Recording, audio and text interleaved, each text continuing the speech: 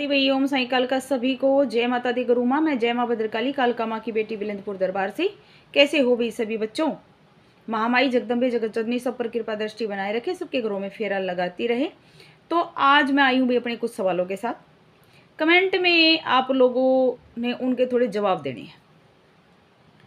एक बात बताओ, जब आप किसी को अपना इष्ट बनाते हैं, किसी शक्ति में की पूजा में आपका मन लग जाता है, कोई शक्ति आपको सबसे अच्छी लगने लग जाती है, तब आप किसी से पूछ के बनाते हैं क्या? उसे अपने मन के भाव से बनाते हैं ना। आपकी आत्मा, आपका हृदय, आपका मन जब ये मानता है कि वो शक्ति है, तब आप बनाते हो।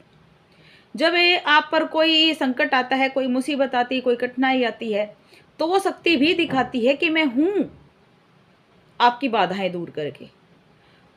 एक समय ऐसा आता है कि जब आप वो शक्ति आपकी परीक्षाएं लेती है कि आप उसके लायक हो या नहीं हो। उस समय पे जब आप डगमग हो जाते हो, तब कहाँ ये होता है कि वो शक्ति है ही नहीं। क्यों नहीं है भाई वो? तब क्या हो जाता है? दूसरी बात, अगर मेरे तक कोई आगनु का देना अक्तरे में भूत कूद है, पाखंड है, तू ढोंगण है, मैं नहीं मान्या करती भाई। क्यों नहीं मान्या करती?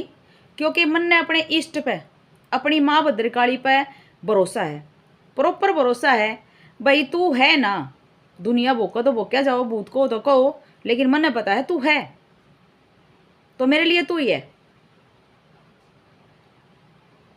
तो अपने इष्ट पे और अपने गुरु पे इतना भरोसा होना चाहिए कि तुम्हें दर दर ना भटकना पड़े, दर दर ना भटकना पड़े।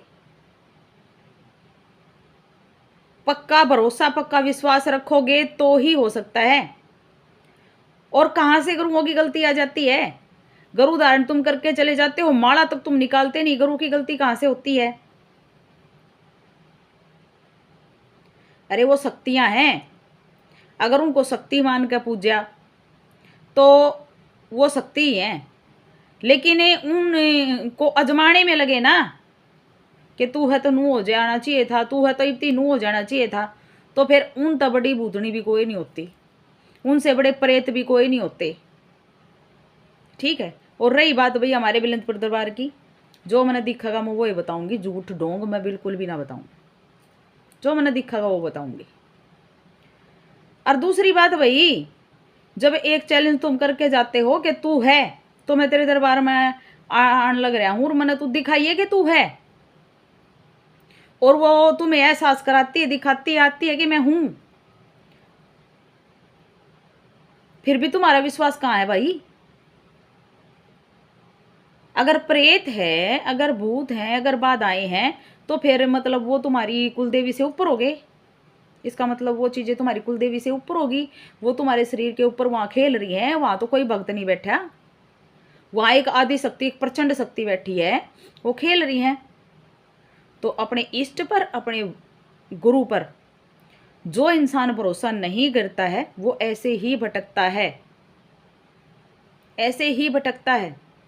क्रियाएं सब पे होती हैं, क्रियाएं सब पे होती हैं, लेकिन जहां विश्वास अटूट होता है उसने कहीं घूमने की जरूरत नहीं पड़ती।